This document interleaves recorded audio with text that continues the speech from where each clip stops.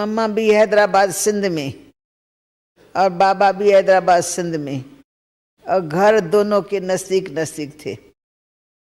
इसलिए बाबा के लौकिक रिश्ते में जो जसोता बहन बाबा की धर्म पत्नी थी, उसके रिश्ते में वो लगती थी, परंतु डायरेक्ट बाबा के कोई संबंध में नहीं थी।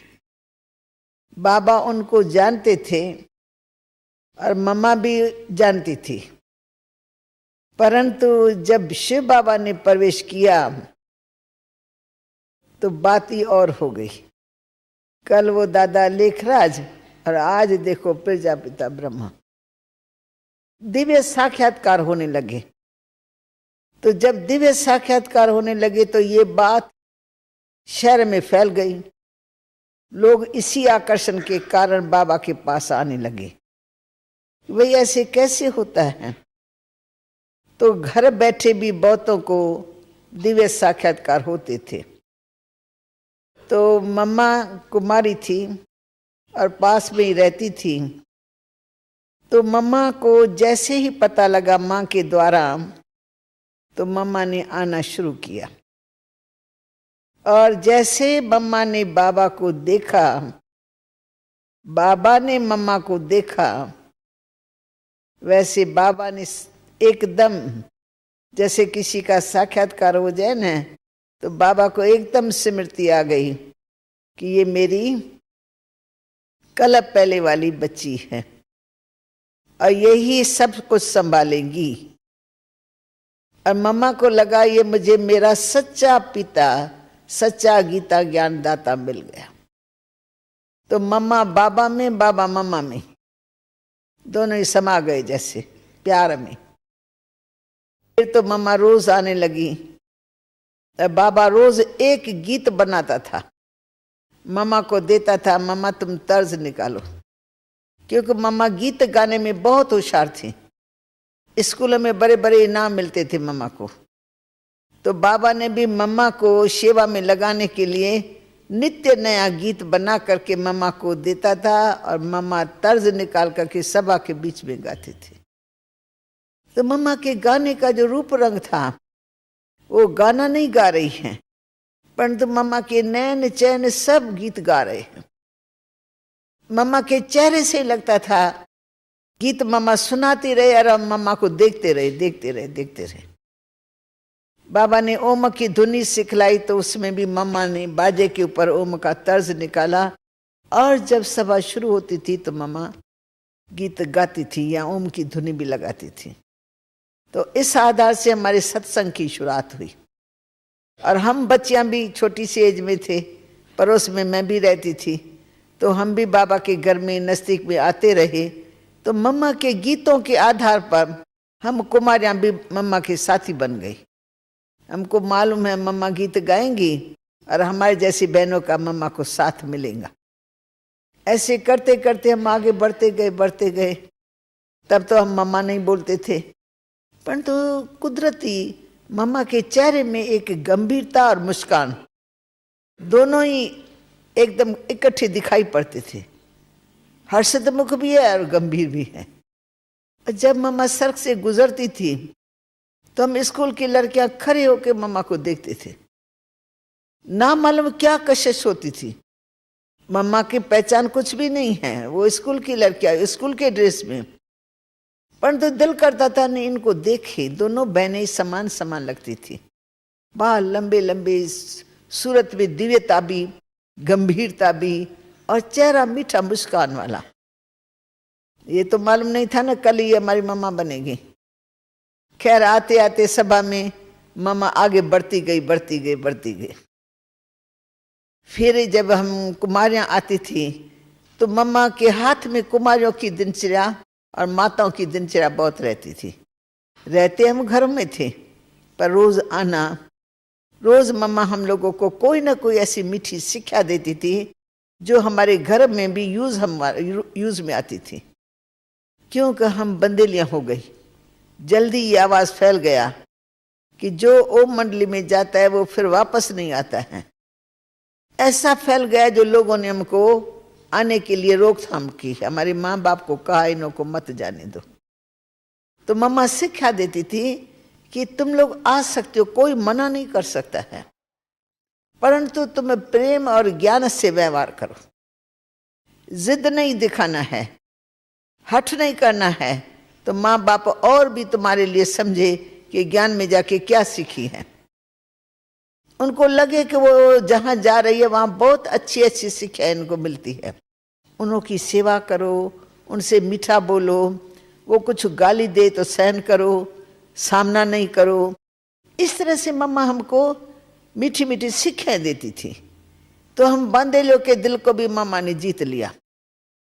ऐसी शिक्षा देती थी जो उस शिक्षा को हम यूज करते थे घरों में तो हम सक्सेसफुल हो जाते थे। तो मम्मा के लिए एक जिगरी प्यार होने लगा। बाबा तो आता था 2-4 दिन के बाद एक बार आकर के शाम के समय भाषण करता था। तो बाबा हम तो छोटे बच्चे, बाबा के नजदीक भी ना आ सके, पर बाबा की फिर रूहानी कशिश, जैसे बाबा को हम भगवान के रूप में समझते थे। भगवान आता है ये ज्ञान नहीं था, पर भगवान की कशिश बाबा के चेहरे से आती थी और बहुतों को दिव्य साक्षात्कार होता था। ऐसे धीरे धीरे हम देखते हैं तो मम्मा भी ओम की धुनी लगा के बिठा देती हैं। तो बाद सामने माताएं होती थी, माताओं में से कई माताएं उठ करके मम्मा को बहुत प्यार करने लगती थी और मम्मा को कहती है, मम्मा बस आज हमने आपको पहचाना, आप कौन हो, हमने आपका स्वरूप देखा, आप साक्षात लक्ष्मी हो, आप साक्षात ये कृष्ण की गोप राधे है ना, वो तुम हो। तो ऐसे ऐसे माताएं एकदम मम्मा के ऊपर निछावर हो गई। फिर थोड़ा मम्मा भी आगे बढ़ती गई, जो बढ़ती गई तो हमने देखा बाबा ने जो भी ज्ञान उस समय दिया, उस ज्ञान देने का मम्मा में एक ऐसा वो आ गया, हुनर आ गया कि बाबा वाणी चलाता था, मम्मा कैच कर लेती थी। और बाबा एक वाणी लेकर के भेजता था कश्मीर से, तो मम्मा पढ़ करके उसके ऊपर क्लास करा लेती थी और कोई भय नहीं कर सकती थी। इसलिए मम्मा के नाम पर बाबा के पत्र आते थे। पत्र माना ही ज्ञान की वाणी। पत्र भी लंबे लंबे होते थे ना, तो पत्र में सारा ज्ञान, निज ज्ञान। तो मम्मा उसको पढ़ करके धारण करके फिर सभा में आकर के बाबा की वो सब बातें सुना लेती थी, परंतु अपने फॉर्म में, क्योंकि सभा में तो नए पुराने दोनों होते हैं। तो मम्मा की कैचिंग पावर, ज्ञान युक्त बुद्धि, एक एक शब्द का रहस्य मम्मा को अच्छी तरह से जैसे स्पष्ट करने की भी कला थी और धारण करने की भी कला थी। इसलिए जब सभा में मम्मा की मुरली बाबा की आती थी या मम्मा सुनाती थी तो हमको मम्मा की मुरली सहज समझ में आ जाती थी। अब हम हैदराबाद सिंध में ओम निवास में तो 1 साल के करीब रहे। फिर शहर में बहुत हंगामा किया लोगों ने कि ये जादूगर है, ये है, नियम बहुत उन्हों को करे भी लगने लगे। कई प्रकार के आरोप उन्होंने धरे कि दादा लेखराज कन्याओं माता को फंसाने के लिए उसने ये ढोंग रचा है। तो इसलिए सारे शहर में गर्मा गर्मी बहुत थी। फिर बाबा को कराची में बच्चों ने निमंत्रण दिया, तो बाबा हम सब बच्चों को कराची में लेके गए। तो कराची में 3-4 बंगले नजदीक में थे। एक में जो सरेंडर भाई बहन हुए थे उनके बाल बच्चे और परिवार का परिवार, दूसरे में कुमार थे, दूसरे में हमारे जैसी जवान कुमारियाँ थी, और 5वें में मम्मा बाबा कुछ अलग अलग, बाबा अलग रहता था। बाबा बिल्कुल क्लिफ्टन के किनारे पर बंगला था, उसमें बाबा अपनी फैमिली सहित रहता था। इसलिए दुनिया कहती थी ना ये तो ऐसा हो गया, उसने तो अभी कन्याओं माता। बाबा दिखाता मेरे साथ मेरी फैमिली है। मैं तो टीचर रूप में जाता हूँ, 1 घंटा डिस्कोर्स दे के आ जाता हूँ, बाकी मैं रहता यहाँ हूँ। तो बाबा के लिए वो सेफ्टी का स्थान भी था। अच्छा, फिर मम्मा रहती थी हम बच्चों के साथ। हमने देखा मम्मा दिनचर्या में बिल्कुल एक्यूरेट। जहाँ मम्मा रहती थी वहाँ हम, नाम था कुंज भवन। कुंज भवन में हमारे जैसी कन्याएं रहती थी, 100 के करीब होंगी। तो मम्मा सबसे ऊपर रहती थी। तो सुबह का गीत बजा तो सबसे पहले देखो मम्मा की लाइट ऑन है। फिर मम्मा तैयार होकर के योग कराती थी। फिर तैयार होकर के मुरली सुनाने के लिए मम्मा का रोज समझो नित्य नेम से मम्मा क्लास में आकर के बाबा के महावाक्य सुनाती थी, जो बाबा की लिखत आती थी वो। फिर दिनचर्या में सब जो काम हमारा है ना, हर कार्य में मम्मा पहले आगे है। हमारे को मम्मा कहती कम थी पर करती जाती थी। सबसे पहले देखो मम्मा बैठी है, भोजन खाने का टाइम होगा, बेल बजेगा, हमारे जैसे बच्चे अलग बेले अच्छा पीछे खाती है। अभी 12:30 बजे ना, चलो 1 बजे खाएंगे, चलो 2 बजे खाएंगे। तो हम लोग आलस सुस्ते में कभी देरी से खाते, कभी जल्दी। मम्मा 12:30 बजे बेल बजा और सबसे पहले लाइन में बैठ जाए अकेली। फिर मम्मा को देख करके सब एक दो के पीछे पीछे भाग करके वो जो हाल होता था वो हमारा भर जाता था। ऐसे क्लास शुरू होगा सबसे पहले मम्मा, योग शुरू होगा सबसे पहले मम्मा। हर दिनचर्या में मम्मा एक्यूरेट थी और हर कार्य में अपना हाथ डालती थी। सिलाई करना है तो भी मम्मा आएंगी, देखेंगी सब सिलाई करने बैठी हैं, नहीं तो मम्मा भी बैठ करके हमको उनका बैठना ही हमको सिखलाना है। तो हम मम्मा को उठा लेते, मम्मा ये तो हमारा काम है, ये आपका काम नहीं है। बस हम आ गए मम्मा, हमारे को थोड़ी देरी हो गई, हम पहुंच गए। अभी आप तो अपनी सेवाओं में बिजी रहते ही है, आपके लिए ये सेवा नहीं है। तो मतलब यज्ञ के हर सेवा में सब्जी काटना तो पहले मम्मा, हर हफ्ते भोजन बनता था तो हमारा टर्न बना हुआ था। 7 दिन में ये बहनें ये ग्रुप करेंगे, एक दिन दूसरा दिन तीसरा, सबका टर्न था। पर हर टर्न में मम्मा हाजिर रहेंगी। रोटी बेलने पर कोई पहुंचा न पहुंचा तो मम्मा को कहने की दरकार नहीं, मम्मा का खड़ा होना माना ही सबको संदेश मिल गया कि हम लेट हो जाएंगे क्योंकि मम्मा अभी पहुंच गई होंगी भंडारे में। तो दिनचर्या को चलाने में प्रैक्टिकल मम्मा का वो था, सहयोग था। बाबा के मत के खिलाफ एक भी शब्द नहीं यूज करेंगे। और सदा मम्मा अपने आप को बच्ची समझ करके बाबा के मुरली पर ध्यान देना, 3-3 बार मुरली पढ़ती थी। हर वक्त जाएं देखे मम्मा के हाथ में मुरली है। हम कहती थी हम तो एक बार मुरली पढ़ करके पूरा कर देते हैं। पता नहीं मम्मा मुरली से क्या निकालती है, क्या मक्खन भर के निकालती है, कैसे मम्मा मथन करती है। तो मम्मा ने अपना टाइम कभी भी हम बच्चों के माफिक हल्की सल्की बातों में हंसना या बातें करना, आपस में संगठन होता है, बातें तो थोड़ी बहुत चलती है, लेकिन मम्मा का पार सदा ही न्यारा रहा। बाबा की मुरली से प्यार, बाबा की श्रीमत पर चलना, दिनचर्या एक्यूरेट रखना और बच्चों को अपने कर्म से सिखाते रहना। तो हमने देखा कि मम्मा की धारणा आदि से अंत तक ऐसी रही जो अपने गुणों से मम्मा प्रख्यात हो गई। मम्मा मम्मा ही बन गई। मम्मा बन गई माना यानी जो माँ के गुण होते हैं ना, प्यार देना, पालना करना, दिल लेना, हल्का करना। मम्मा अपने आप अपने बंगले में मम्मा हमारे से बड़ी थी सबसे, तो मम्मा हमारी पालना करती थी, इसलिए सारी दिनचर्या इतनी अच्छी चलती थी। बाबा मम्मा से पूछेगा, मम्मा सभी बच्चे राजी खुशी हैं? मम्मा कहेगा जी बाबा। हाँ जी तो मम्मा के मुख पर सदा ही रहा। बाबा ने कोई काम दिया, मम्मा हाँ जी करेंगी, और हम बच्चे थोड़े घबरा जाएंगे कि इतना बड़ा काम कैसे होगा। तो एक बार बाबा ने मम्मा को कहा कि ये हमारा झार और त्रिमूर्ति का है ना चित्र, जो आप लोगों ने बहुत जगह सब जगह देखा है, त्रिमूर्ति गोला और झार का। तो बाबा ने कहा वो हाथ से भर करके भर करके और मुझे अच्छी तरह से मम्मा 15-20 दिन के अंदर बनवा करके दो। बाबा किसी को प्रेजेंट करेंगे, किसी राजा को। नॉलेज भी है और चीज़ भी अच्छी है।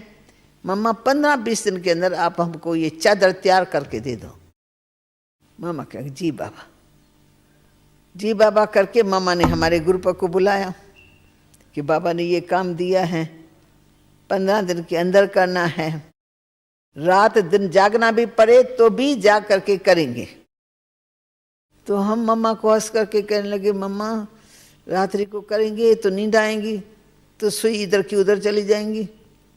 तो मम्मा आप बाबा से 1 मास की तो लो ना, 1 मास बाबा को से मांगो और आप काम करो, हम करेंगे अच्छी तरह से। मम्मा कहती है बाबा ने कहा, ने सोचो तो सही, किसने कहा है? हम कहते बाबा ने कहा, मम्मा समझते भगवान ने कहा। मम्मा के मुख पर क्या मन में भी ऐसे कि भगवान का डायरेक्शन है। बाबा को साधारण समझ के नहीं चलती थी, और हम बच्चे भगवान को भी अपना बाप समझ के चलते। तो हम कहेंगे बाबा काम करते हैं ना, रात्रि को आंखों में बहुत दर्द पड़ता है। कहता बच्ची फिर धीरे धीरे करो। हम कहते, मम्मा कहते नहीं, बाबा ने जो दिन दिया है वही हमको करनी है। और बाबा तो प्यार से कहते नहीं बच्चे भले धीरे धीरे करो। तो जब हम मम्मा को कहते थे, मम्मा कहती देखो सही किसने ऑर्डर किया, ऐसे ऑर्डर में हम मन मत कैसे मिक्स कर सकते हैं। तो मम्मा ये सिखाती थी। अंत तक हमने मम्मा को इन धारणाओं में देखा। सारे यज्ञ की पालना ऐसे की जैसे माँ अपने छोटे बच्चों की करती है। ऐसी पालना किसी संस्था में कोई किसी के प्रति नहीं कर सकता। वंडरफुल पालना, रूहानियत, शक्ति सब भर करके देती थी। इसलिए हमारे 14 साल कराची में कैसे बीते हमें पता नहीं लगा। हमको सारी दुनिया ही भूल गई, माँ बाप घर बिल्कुल भूल गया, कभी जाने का संकल्प ही नहीं आएगा। क्योंकि पालना में बहुत बड़ी शक्ति थी। प्यार, जिगरी, निस्वार्थ प्यार, कुछ लेना नहीं कुछ देना नहीं। तो हम साधारण साधारण घर से आए थे, बंदेलियां थी, और बाबा ने मामा ने अपनी शीतल गोद में ले लिया। ऐसी पालना की जो आज जिगर से हम सभी मिलकर के यज्ञ की सेवा करते हैं। क्योंकि पालना ली है ऐसे, अब टाइम आया है देने का। तो फिर बाबा की सेवा जो ली है वो दिल से सभी दे रहे हैं। सब बहनें मैं देखती हूँ कितने प्यार से आने वाले भाई बहनों की सेवा करते हैं। तो ये सब मम्मा बाबा के द्वारा हम बच्चे सीखे, और सिखा सिखा करके उन्होंने, ये तो मालूम नहीं था कि दोनों ही फरिश्ते बन जाएंगे, उड़ जाएंगे, और हम बच्चों को यहाँ साकार में रख करके जाएंगे।